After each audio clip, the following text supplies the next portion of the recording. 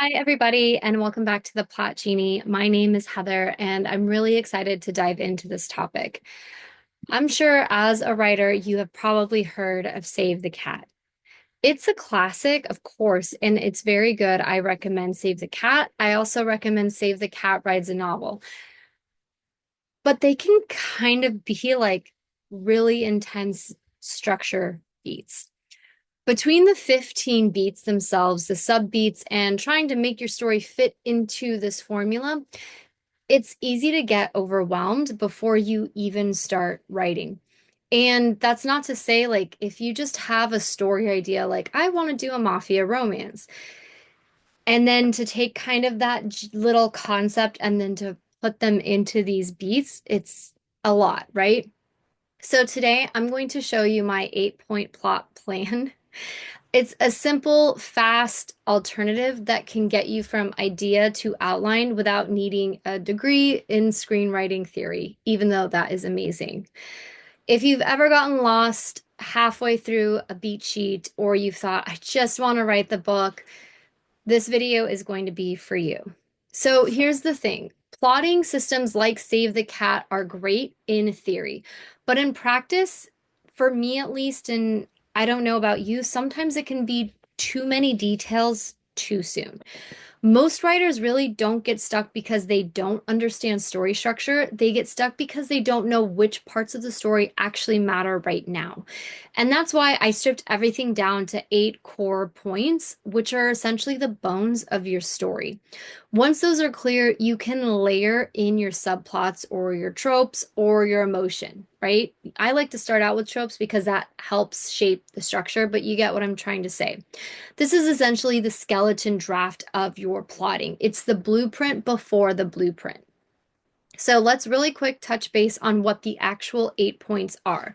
So there's the inciting incident, the trigger, surprise one, the midpoint shift or the midpoint surprise, the surprise three, black moment, climax, and the resolution. They're simple, they're straightforward, and you can map any story from any genre, whether it's cozy mystery all the way to dark romance, using this framework.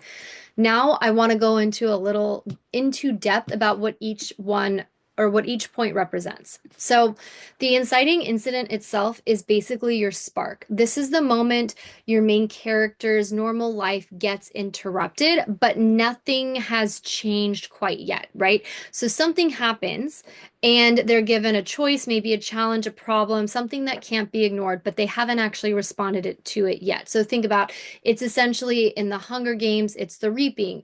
In a romance, it's the meet cute or maybe the first conflict. In a mystery, it is the discovery of a body. So, a quick tip is your inciting incident should force your character to make a decision, even if that decision is pretend nothing happened or ignore it for a little bit, right? The second point is going to be your trigger. This is the why now moment. The trigger is the consequence that pushes your protagonist into action. It's often emotional. It can be physical, right? Because the trigger is essentially you are leaving the end of Act One and you're stepping into this new world of Act Two. But it's sometimes it's like that betrayal, that loss, or even it's just make a decision, right? In Bridgerton, Daphne doesn't just meet Simon. She realizes that marriage prospects themselves are slipping away. And for her, that realization is her trigger of, okay, I have to respond to that. If your story feels slow after chapter one, you might be missing this beat, and it's the catalyst that creates the urgency. So, for that cozy mystery, it's when the protagonist is either forced or decides herself that she is going to solve this mystery. If you're writing a fake dating romance, this is when they agree to fake date and maybe they come up with parameters or a contract to sign. If it's a forced marriage, sometimes again, this is when the decision is made to get married. Sometimes it's the marriage itself. It depends on where you want your marriage to be within the structure because it can work at the midpoint, it can work at, the chapter six part, right? Um, so that's basically what the trigger is. And I always think of the trigger as the end of Act One. So your first surprise, it's basically your first plot twist or a complication, something that your protagonist is pushing up against after stepping into this new world. It's usually unexpected, but it shifts your protagonist's plan or it makes the goal harder. So, what to ask here is maybe what happens here that forces your character to adapt. Maybe an ally betrays them, maybe the love interest has a girlfriend, the plan fails. Stories breathe through surprise, not chaos, but meaningful obstacles. In a cozy mystery, this is maybe when, she finds a clue that doesn't quite align with the victim as they know the victim. So, like, if the victim was someone that they hated, maybe, the first surprise is, well, actually, she's been secretly donating money to this animal shelter and no one even knew about it, stuff like that. So, the fourth point is the midpoint shift. Now, this is the heart of your story, especially when we're looking at your character's arc. At the midpoint, your character's worldview changes. They gain knowledge, power, or clarity, but it comes with some kind of a cost. It's not just the big twist, it's a mirror moment. I think James Scott Bell calls it that. Your character looks at who they are and who they need to become. In a romance, it's often that first kiss or the moment that they admit that they care, maybe not even to the other character, but to themselves. In a fantasy, maybe this is when they face their real loss. Maybe a huge betrayal happens here, or maybe it's the discovery that they are part of some kind of prophecy. And in a mystery, potentially this could be when a second body drops. It could also mean that the suspect, the protagonist, was assuming to have been, the murderer or whatever, is actually revealed to, okay, for sure it's not that person, which means we're back at square one.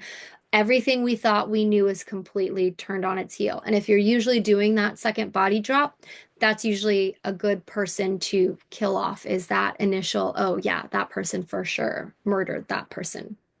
I hope that makes sense. The midpoint should make the reader go, oh, this just got real.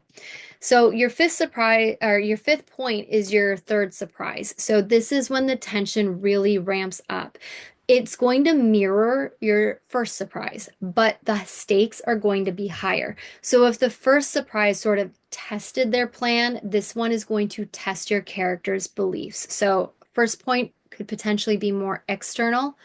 This point is a little bit, I mean, not to say it's not external, but it's a lot, it's internal as well. So this is the moment when everything they thought they knew crumbles, or maybe their mentor was lying, their love interest walks away.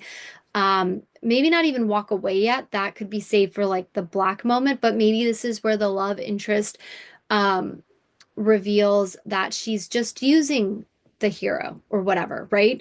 Maybe the villain gets the upper hand. You're basically here, you're setting up the black moment, and your reader should start to feel sort of that knot in that stomach anticipation. Okay. So the next point is that black moment, and this is your rock bottom. This is when your protagonist loses what they wanted the most, the love interest leaves. And I'm not talking about everyone asks third act breakup. Like, okay, characters don't actually need to break up in a romance, they can be separated. One can leave not because of some stupid miscommunication, but because it's for the best. They believe that they are doing the best thing for that person, right? If you've ever watched, I know this is going to be such a random niche example, but if you've ever watched Business Proposal, which is a K-drama on Netflix, this is the moment when, and I'm so sorry, I don't remember the characters' names, but when the hero essentially receives word that his grandfather has some kind of um resistance to medicine, like he's basically sick and Korea does not have the medicine or the allowances from their the government, whatever, to let them test out some procedures. So he has to go to America with his grandfather to get him the medical help that he needs. Okay. So there is a separation. That is a black moment.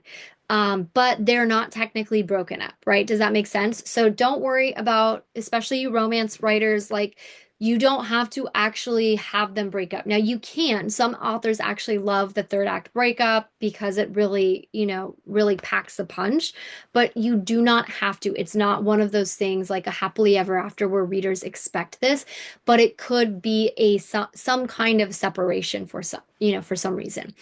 Um, Okay, so this is the black moment is also where your theme sort of crystallizes, where your characters face that flaw or that fear that they've been avoiding since, page one. If your protagonist, like your amateur sleuth, if she has been sort of saying like, she isn't capable of doing something like that. Well, this black moment is really going to make her face that. Like, okay, she just maybe, maybe that she just accused somebody of murder and it turns out that it's not the right person. Like this person is a dick, but he's an innocent dick kind of thing. And she's going to make her question all of that confidence that she built up through Act Two and be like, well, maybe I was right. Like, maybe people were right. I can't do this. Like, what was I thinking? Why did I leave the city to come here? And now I've gotten mixed up in a murder that has nothing to do with me. And I thought I was just trying to help, but I've made everything worse, kind of thing, right? So that's kind of the black moment. It's painful, but it's necessary because the only way out is through. Okay, which brings us to our point seven, the climax. Now they can act on that truth, right? The climax is the showdown, the big choice that proves your character has changed. This is when all of the tension like gets to the highest point in the story. In romance, they're going to fight for love. In fantasy, they're going to face the villain. In that mystery, they confront the actual killer with courage that they didn't have before. Plot is the action, story is the transformation, and the climax marries both of them. Epic, right? And so your last point is the resolution. It's time to exhale. The resolution shows what's changed in the world and in your protagonist. Sometimes they'll go back to, their world in Act One. Think of Harry Potter. He's leaving Hogwarts to go back, to live with the Dursleys. So this is where you tie up your subplots, you hint at potentially future stories if you're writing a series, and you show the emotional reward of everything that they've endured. Your readers want to see that growth, the new normal, essentially. Even if it's bittersweet, it should feel complete. Okay, so there you have it. That is my 8-point plot plan. It's simple, it's flexible, and it works for any genre. If you want to try it out, go grab a notebook and spend 10 minutes filling in each point for your current work in progress. You're going to be amazed at how quickly the story takes shape, especially if you start with tropes, because like if you're doing an enemies to lovers, well, they're going to hate each other, but your trigger is going to force them to work together. And then, your midpoint, oh shit, I realize I'm in love with my enemy. And then something forces them apart. Maybe he's sent back to Ireland or something like that. I don't know. But you get what I'm saying? Like you can see already with the tropes that you're utilizing, you already have sort of a structure in place. And with that 8-point plot, you can kind of start putting things. And guess what? With the 8-point plot, you don't need a bunch of detail. It could just be a couple of sentences, if that, maybe even one sentence per beat. So you don't have to do too much figuring out before you even start your story. So if you love frameworks like this, check out my other videos below. The 3 draft system that saves me hours and my sanity is a big popular one. It's going to be linked in the playlist below. So remember, you don't need a 30-step beat sheet. You just need a clear map and the courage to start writing. I hope you enjoyed this video. If you did, please like, comment, and subscribe, and I will see you in the next video. All right, I will talk to you later. Take care.